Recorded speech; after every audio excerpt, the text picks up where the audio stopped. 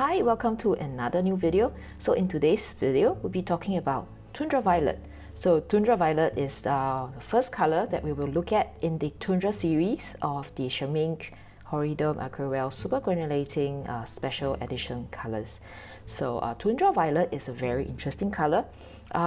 It is made up of PB29 and PBR6. PB29 is French Ultramarine. PBR6 is Mars Brown. It is different from what I've expected. So I've expected it to look a little bit more blue, but instead it actually looks really dark, like a shadow violet color.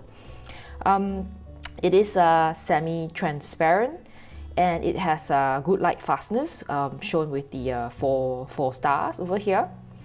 And when we look at the swatch, you will see that with a higher concentration of the paint, you would see a little bit of that opaqueness coming through, and it actually covers up small fine lines.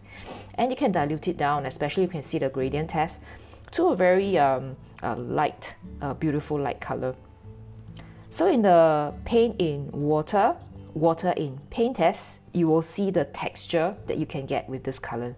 It is absolutely mind-blowing because of how the colors separate. So the French Ultramarine and the Mars Brown separates out really nicely, and you can see the dark, the dark bluish tone coming through, and those yellow, the brown, diffusing to the back, and you see that very soft brown color. And when you look at the painting, the painting water test, you can see that it's actually the ultramarine blue that settles into the texture of the paper. It is fairly staining. I would say it's okay, but fairly staining. It is of course granulating. And when we looked at the similar colors that we see in other brands like Daniel Smith and Schmincke, we will find about 3 very similar ones, like the Shadow Violet, the Moon Glow.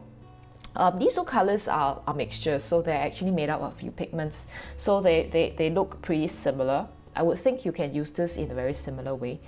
Another color that is the Amethyst Genuine. This is a single pigment mineral color that is slightly sparkly. So these 3 are very close. So, but they do not have this brown, dark purple separation. So that's what I think is probably the difference. And we look at the mixtures with the 12 colors. I think the general effect is desaturating the colors and making them pretty dark.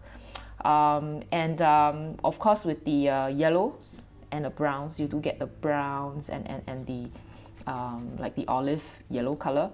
Olive yellow color, and with the greens and the blues, you really just get them very dark, dark green or dark blue.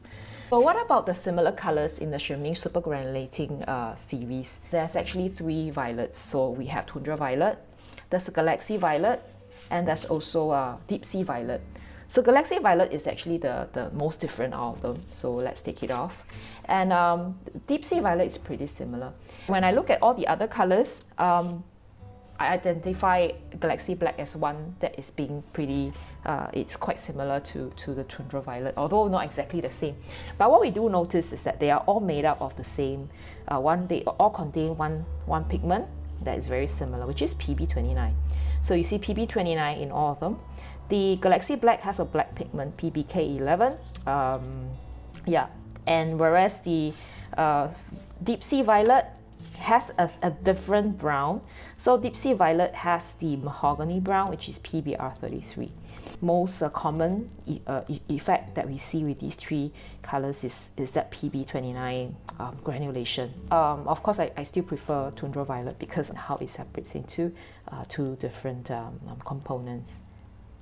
How would I use this color? I think it would be very suitable for shadows, dark parts. So you can actually just use it to give texture to let's say wood, stones, even fruits like blueberries, blackberries and stuff like that. And how do I use it in a drawing?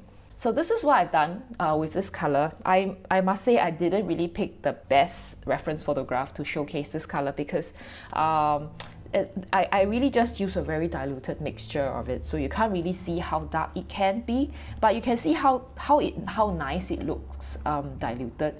Can you actually see here and here the a combination of those two pigments creating those beautiful texture, even though I'm only just using one paint, so that is a lot to say. And you can actually mix it with the other colors, like for example here, you can mix it with the blues and making it like very dark for the shadow areas. You can also mix it with the yellow, and that gives you the green. So very nice color to use, very beautiful on its own.